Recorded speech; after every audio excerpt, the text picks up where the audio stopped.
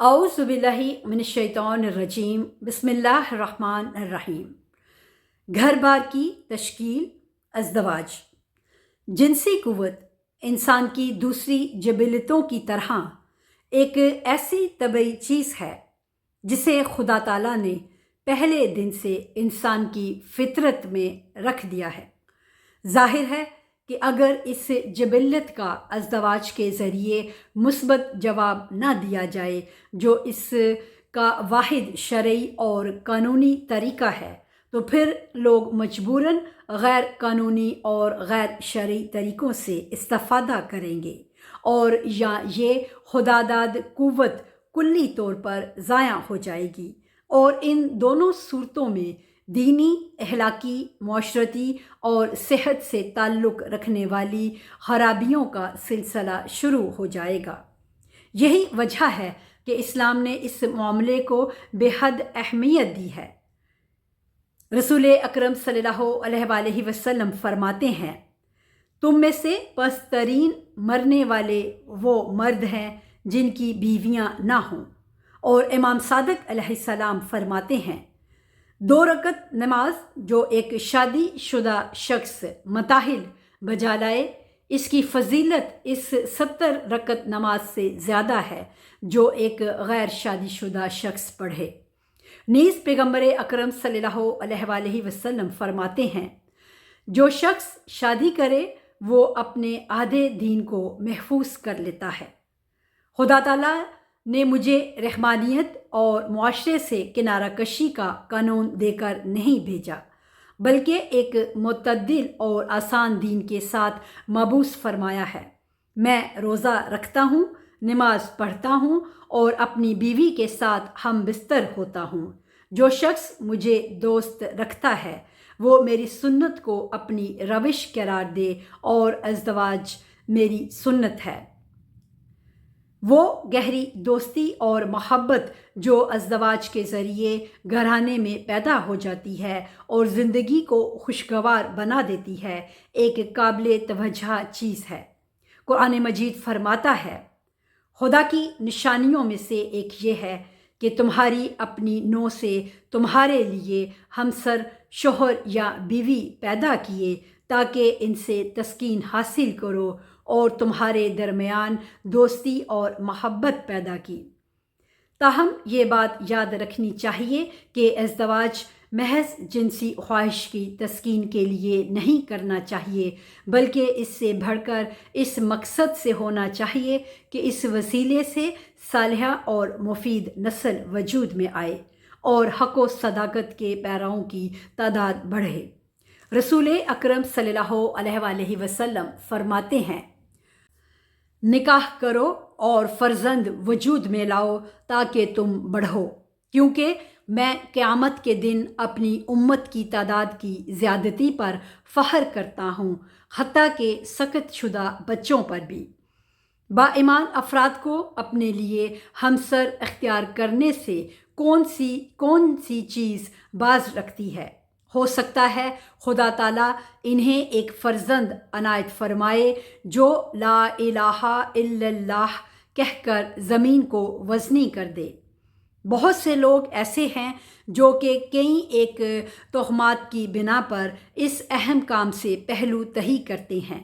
بالخصوص انہیں یہ خوف ہوتا ہے کہ کہیں ایسا نہ ہو کہ آئندہ مالی الجھنوں میں پھنس جائیں۔ ایسے لوگوں سے کہنا چاہیے کہ مالی حالت کو ازدواج سے مانع نہیں ہونا چاہیے۔ رسول اکرم صلی اللہ علیہ وآلہ وسلم فرماتے ہیں، جو شخص ناداری اور بیچارگی کے خوف سے ازدواج ترک کر دے وہ خدا کے بارے میں برا گمان کرتا ہے، کیونکہ خدا تعالیٰ فرماتا ہے، جو لوگ ازدواج کریں اگر وہ فقیر اور تنگ دست ہوں تو خدا تعالیٰ انہیں اپنے فضل سے مستغنی اور بے نیاز کر دے گا۔ اور آپ پھر فرماتے ہیں، روزی حاصل کرنے کے لیے ازدواج کرو کیونکہ برکت عورتوں میں رکھی گئی ہے۔ اسلام اس بات کو بھی ایک قابل تعریف اور بہت بڑی خدمت قرار دیتا ہے کہ 2 افراد کے ازدواج کے لیے کوشش کی جائے اور اس کی داغ بیل ڈالی جائے۔ رسول اکرم صلی اللہ علیہ وآلہ وسلم فرماتے ہیں، جو شخص 2 با ایمان افراد کے ازدواج کے لیے کوشش کرے تاکہ وہ ایک دوسرے سے مل جائیں، خدا تعالیٰ اس سے بہشتی عورتیں عطا فرماتا ہے۔ ہمسر شوہر یا بیوی کا انتخاب۔ اسلام نے ازدواج کو ایک مقدس اور الہی ہدف کا رتبہ بخشا ہے اور اسی بنا پر ایمان اور دین کو ہمسر کے لیے اولین شرط قرار دیا ہے۔ رسول اکرم صلی اللہ علیہ وآلہ وسلم فرماتے ہیں، جو شخص ایک عورت کا انتخاب فقط اس کی خوبصورتی کے لیے کرتا ہے، وہ جو کچھ چاہتا ہے اس میں نہیں پاتا، اور جو شخص ایک عورت سے فقط اس کی دولت کی خاطر شادی کرتا ہے، خدا تعالیٰ اسے اس کے حال پر چھوڑ دیتا ہے۔ لہٰذا تم پر لازم ہے کہ ایک با ایمان اور دیندار ہمسر کا انتخاب کرو۔ امام صادق علیہ السلام فرماتے ہیں، جب ایک مرد ایک عورت سے دولت یا خوبصورتی کی خاطر ازدواج کرتا ہے، خدا تعالیٰ اسے اس کے حال پر چھوڑ دیتا ہے، اور اگر وہ ایک با ایمان اور دیندار عورت کا انتخاب کرے تو خدا تعالیٰ دولت اور خوبصورتی دونوں اسے عطا کرتا ہے۔ اسلام نادان اور احمق عورتوں سے ازدواج کرنے سے منع فرماتا ہے۔ امام علی علیہ السلام کا ارشاد ہے، احمق اور نادان عورتوں سے ازدواج سے پرہیز کرو، کیونکہ ان سے ہم صحبتی مصیبت ہے، اور جو فرزند ان سے پیدا ہوں وہ فضول اور ناکارہ ہوتا ہے۔ گزشتہ نکات سے قطع نظر اسلام نے بیوی کے انتخاب کو شوہر کے میلان اور خواہش پر چھوڑ دیا ہے، کسی کی دخالت اور مرضی کو بے موقع شمار کیا ہے۔ ایک شخص نے امام صادق علیہ السلام سے عرض کیا کہ میں ازدواج کرنا چاہتا ہوں اور میں نے ایک عورت کا انتخاب بھی کر لیا ہے، لیکن میرے ماں باپ کی نظر کسی اور پر ہے۔ تو آپ نے فرمایا کہ تم جس عورت سے خود نکاح کرنا چاہتے ہو کرو اور دوسری کو رہنے دو۔ ظاہر ہے کہ یہ اسی صورت میں ہے جب انسان ہمسر کے انتخاب میں وقتی جذبات اور خواہشات سے متاثر نہ ہوا ہو۔ ازدواج کی مشکل۔ یہ بات تسلیم کرنی پڑتی ہے کہ آج کل نوجوانوں کے لیے جو سب سے بڑی مشکل پیدا ہو گئی ہے اور جس کی وجہ سے وہ ازدواج سے بچنا چاہتے ہیں، وہ بھاری مہر، دیگر رسومات اور اکثر عورتوں کی بے جا توقعات ہیں۔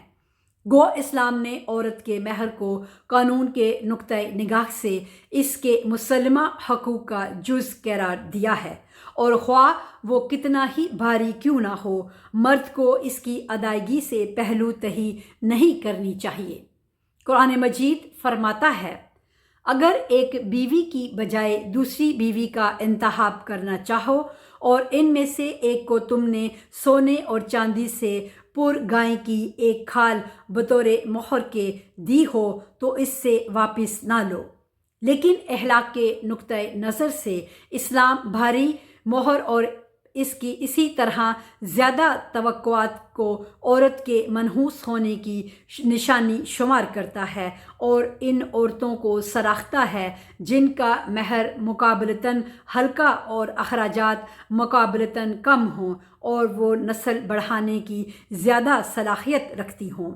رسول اکرم صلی اللہ علیہ وآلہ وسلم فرماتے ہیں، نحوست 3 چیزوں میں ہے: عورت، سواری اور گھر۔ عورت کی نحوست اور شوہر قدمی یہ ہے کہ اس کا مہر بھاری ہو اور وہ بری اولاد پیدا کرے۔ میری امت کی بہترین عورتیں وہ ہیں جو سب سے زیادہ خوبصورت ہوں اور ان کا مہر کم تر ہو۔ نیز امام صادق علیہ السلام فرماتے ہیں، عورت کی برکت اس کے اخراجات کم ہونا اور اس کا اچھی اولاد پیدا کرنا، اور اس کی نحوست اس کے اخراجات زیادہ ہونا اور اس کا بری اولاد پیدا کرنا ہے۔